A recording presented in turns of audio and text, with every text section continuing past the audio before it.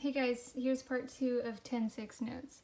So in this example, they want us to find angle X, and angle X corresponds with arcs RS and TU. So we're going to use our same formula that we just learned. 1/2 times the sum of the arcs. So arc RS is 62 and arc TU is 144. So when we add those together, we get 206, and 1/2 of that gives us 103. So that's the measure of X. I don't know how to get rid of this yellow dot. I'm really sorry. I'm having a lot of technical problems. All right, here's another one. They want to know angle X, but if you notice, angle X does not correspond with the arcs we've been given. So let's call it Y, and then how would we find X? Yes, it should add up to 180. Okay, so Y is 1/2 the sum of the arcs. So 53 plus the other guy's 135. Okay, so then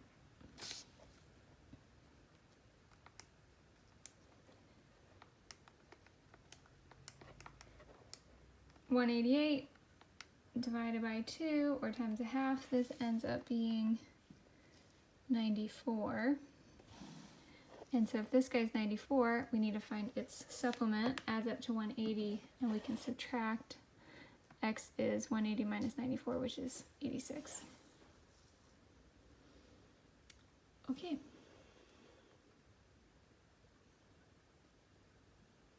All right, this next part it's the same formula, but it looks different. It can look 3 different ways. Did I put them all on there? Okay, if a secant and a tangent intersect at the point of tangency, then the measure of each angle formed is 1/2 the measure of its arc.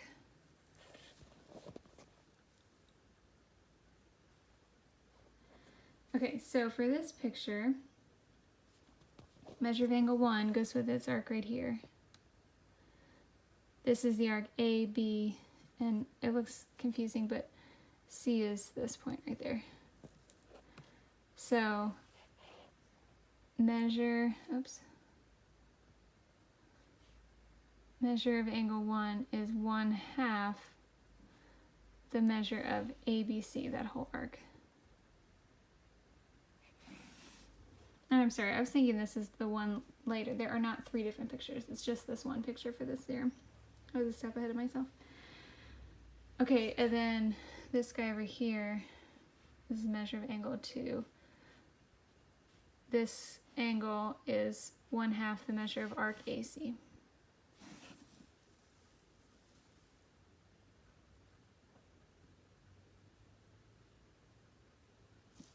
Okay, so let's try an example.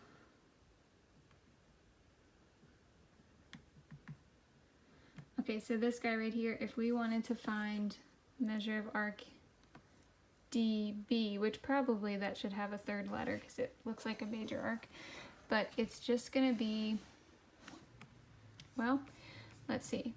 When we were given this formula, we only talked about the angles. The angles are 1/2 of the arc. And so this one is actually a little different than what we just talked about because they are giving us the angle. So if the angle is 108, the arc AB times 1/2 would be 108. So actually, to get this arc, we're going to multiply by 2. To get rid of multiplying by 1/2, you can either divide by 1/2. Well, dividing by 1/2 is the same as multiplying by 2.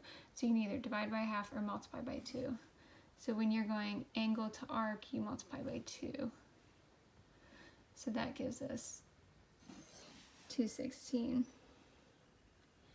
Now, on the other one, we have, this other example, we have the arc, so now we're going to take 1/2. So if this is 250, then this angle down here is going to be half of 250. Divide by 2. Half of 250 is 125. And you can work your way back out. So if this is 125, this guy, this angle over here is going to be its supplement. What's 180 minus 125? So here's 55. And then, let's see another color. This arc, we would multiply by 2, so this would be 110. And if you notice, 250 and 110 add up to 360, 125 and 55 add up to 180.